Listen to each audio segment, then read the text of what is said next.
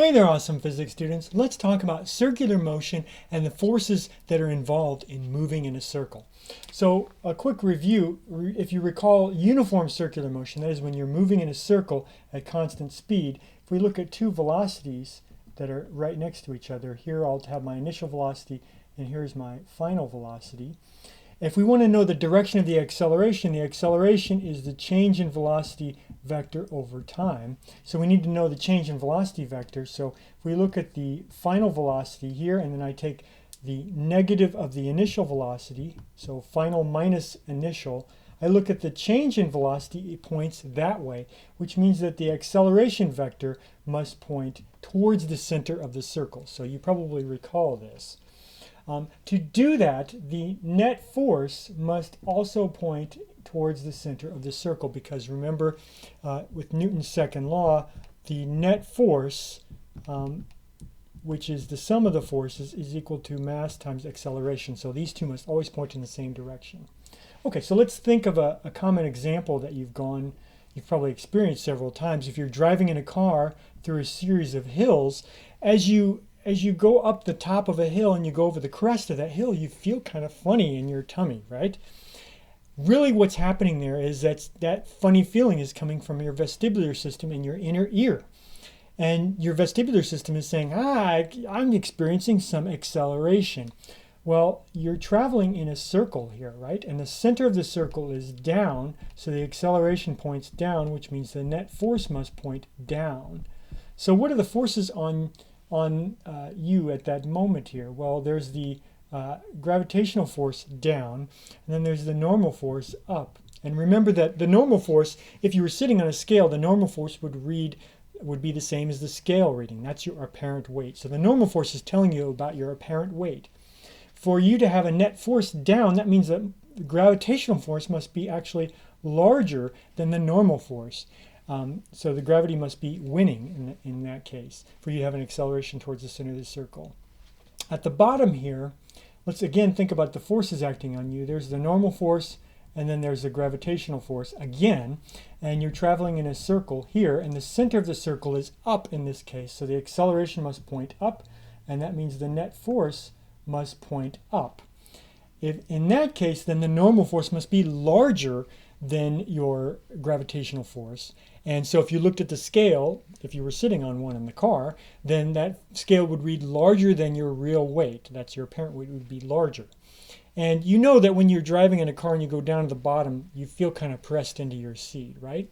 That feeling, those two feelings are actually, you're experiencing the change in the normal force. If the normal force is different than when you expect, when you're just sitting there, then you feel that. Okay, let's think about another scenario here. Imagine you're in a car and you're going this way in the car and you're going to turn left. So this is a rear view. And let's think about, let me just draw an overhead view here. Overhead, it looks like this. You're traveling in a circle like this. You're going to turn left and you're right here. And your velocity points that way. So you're moving, this is overhead and this is rear. So this is the free body diagram for the car. In this case, it's going to experience a gravitational force down and a normal force from the road up. But according to this diagram here, the acceleration points that way, which means that the net force must point that way, which on this diagram is still that way. I've tried to match them.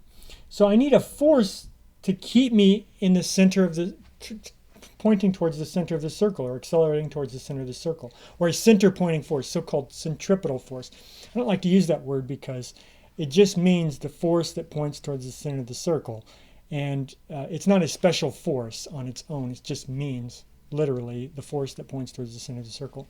In this case, you can figure out what that force is if you imagine driving on this circle on ice. You wouldn't be able to do it, right? If you were on ice, you would continue in a straight line at constant speed forever and ever and ever. That's what Newton's first law says you want to do. So this, if it works, if it does not work on ice, but it works on a regular road, that means this must be friction. And in fact, it's actually static friction that works. If you think about how this you sort of intuitively deal with this on a day-to-day basis, remember that if you're moving in a circle, the acceleration you experience because of a direction change is v squared over r. That's the magnitude of this center pointing acceleration. If you're on a wet road, you know there's less friction available for you to use. So if there's less friction, that means there's less net force, which means that your acceleration needs to be smaller. If your acceleration needs to be smaller, what do? Well, you slow down. Your velocity is less. We know we need to do that intuitively. We don't always think through this chain of physics reasoning though while we're driving, although give it time, it may happen. Happens to me all the time. All right, let's think of one more interesting scenario here, and this is where you're at an amusement park and you're on a roller coaster and you go down in one of these upside down loops or loop-de-loops. What's going on here? Why don't you just, when you go through this loop-de-loop, what keeps you from just falling straight down here? Well, what's going to keep you is on the track is you're going to have some velocity going that way. And Newton's first law is actually keeping you on the track. There's no force that's keeping you on the track. It's just, remember that if you have, let's think about the car before it enters that top part of the loop. The velocity is this way. The velocity needs to be very large for you to be successful in this. And so if the velocity is large, that means your acceleration in this towards the center of the circle here is going to be large. And the forces on you at this point are going to be the gravitational force, and you're on a roller coaster car and it has wheels that are rolling on the track. They're touching the track, and so they're going to feel a normal force from the track on the car. So this is a free body diagram for the roller coaster car. That, of course, the normal force causes that center pointing acceleration that changes your direction. And of course, gravity is opposing the velocity, so that's going to cause you to slow down. Newton's first law says you want to keep going in a straight line forever and ever and ever at constant speed. But this track is in the way. And so the track actually pushes you down. And when you get to the top of the track, the wheels are touching the track here. The wheels feel a force down. So there's actually a normal force down. And we know that gravity, always points down there.